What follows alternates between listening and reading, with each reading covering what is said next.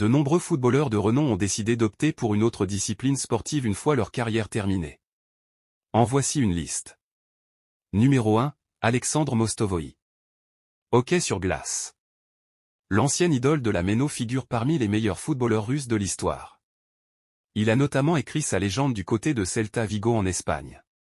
Après la fin de sa carrière, la star n'est pas restée les bras croisés. Aujourd'hui, il participe régulièrement à des tournois de hockey sur glace, sa deuxième passion. Sur les patinoires, il lui arrive même d'affronter le président russe, Vladimir Poutine. Numéro 2, Tim Wiese. Il est devenu catcheur. Ancien gardien de la sélection allemande, Tim Wiese a connu une carrière plutôt honorable. Il s'est aussi distingué au sein de la formation du Werder. Durant son parcours, il a cependant souvent été dans l'ombre. Et c'est pour sortir de cette ombre qu'il a choisi d'opter pour un sport plus exposé, une fois les gants accrochés.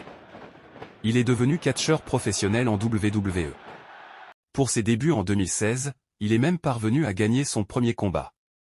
Numéro 3, Petr Cech. Hockey sur glace. Petr Cech n'est plus à présenter.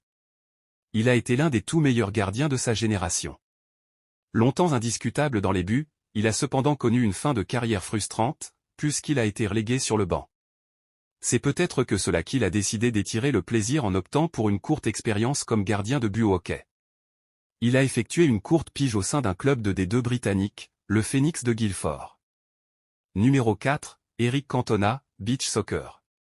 Le King Cantona a arrêté sa carrière assez prématurément. Il n'avait que 31 ans quand il a dit stop. Le Français a d'abord tenté sa chance comme acteur. Puis, il s'est ennuyé et s'est essayé au beach soccer. Une discipline qui lui a plutôt réussi. Il a été international de 1997 à 2005. Puis, il a aussi occupé le rôle d'entraîneur de 2004 à 2011. Au total, il a passé 14 ans dans ce sport. Et c'est autant que dans le football. Numéro 5, Johan Gourcuff, tennis. Johan Gourcuff n'a pas été très chanceux durant son parcours de footballeur. Entre les différentes blessures et sa fragilité mentale, le fils de Christian n'est pas parvenu à fructifier tous les espoirs placés en lui. Mais, étant un compétiteur dans l'âme, le Breton est resté dans le sport après en avoir terminé avec le ballon rond. Il s'est essayé au tennis. Et pour un coup d'essai ce fut un coup de maître. Il a pris une licence au sein du club de l'Armor Plage et cela lui a permis de disputer quelques matchs de compétition. Il en a gagné une bonne partie, permettant à son équipe de briller. Numéro 6, Paolo Maldini, tennis. Il a été parmi les plus grands défenseurs de l'histoire. Sa carrière s'est étirée sur plusieurs décennies et le beau Paolo a longtemps été le symbole de l'excellence et aussi de l'exigence. Une fois qu'il en a terminé avec cette étape de sa vie, et juste avant de devenir directeur technique de l'AC Milan, l'ex-international Azzurro a cherché à percer dans le tennis. Ce ne fut pas l'idée du siècle.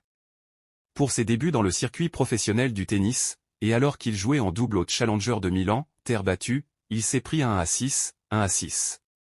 On ne l'a alors plus revu dans ce sport. N'oubliez pas le pouce bleu et de vous abonner à la chaîne, ça nous fera énormément plaisir.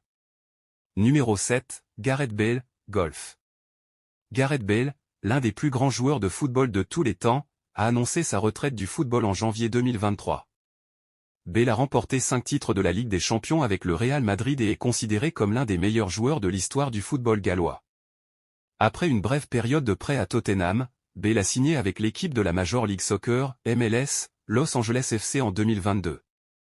En février 2023, Bale a annoncé qu'il participerait à la TT Pebble Beach Pro Am, un tournoi de golf professionnel. Bale a également construit un parcours de golf de 3 trous dans sa cour arrière. Numéro 8, Lev Yashin, hockey sur glace. Il est le seul gardien de but lauréat du Ballon d'Or.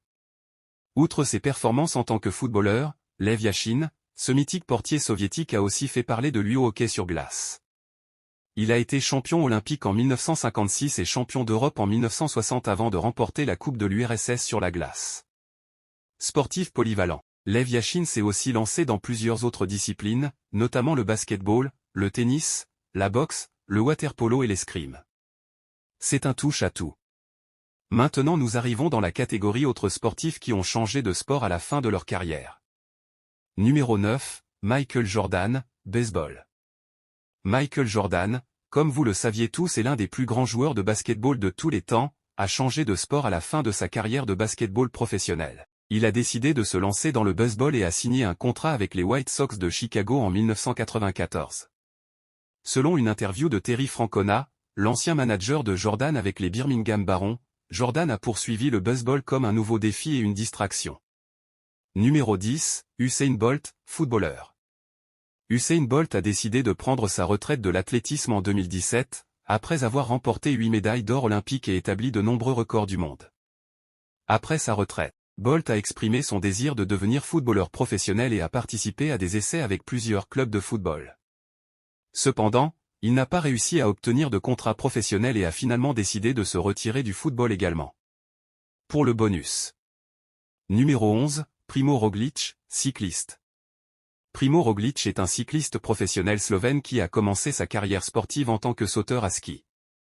Cependant, après avoir subi un accident à Planica, il a décidé de se tourner vers le cyclisme. Il a commencé à s'entraîner avec l'équipe de développement affiliée à l'équipe continentale Radenska, où il a été entraîné par l'ancien cycliste professionnel André Joptman. À l'âge de 22 ans, Roglic a subi des tests dans un laboratoire de sport, où sa puissance a été enregistrée à 80,2, des chiffres proches de ceux des coureurs tels que Chris Froome et Egan Bernal. Il a rapidement fait le saut au niveau professionnel pour la saison 2013 avec l'équipe continentale Adria Mobile. Après 3 saisons avec l'équipe, il a signé un contrat pour rouler avec l'Auton Jumbo pour la saison 2016. Depuis lors, il a remporté plusieurs titres et est devenu l'un des meilleurs cyclistes du monde. Nous voilà à la fin de cette vidéo, j'espère que vous avez aimé.